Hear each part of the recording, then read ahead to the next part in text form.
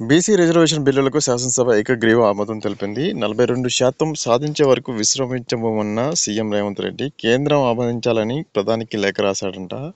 మద్దతు కోసం అఖిల పక్షంతో కూడా కలుస్తామని విన్నపం. నేడు సభలో చర్చకు రానున్న ఎస్సీ వర్గీకరణ బిల్లు.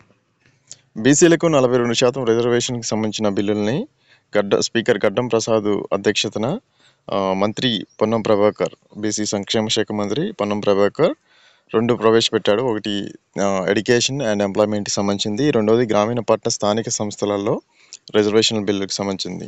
అండ్ మూడో బిల్లు వచ్చేసి ఇక శ్రీ తెలుగు విశ్వవిద్యాలయం శ్రీ పొట్టి శ్రీరాములది విశ్వవిద్యాలయం పేరు మారుస్తూ వైద్య ఆరోగ్యం శాఖ మంత్రి దామోదర్ రాజనరసింహ ప్రవేశపెట్టాడు.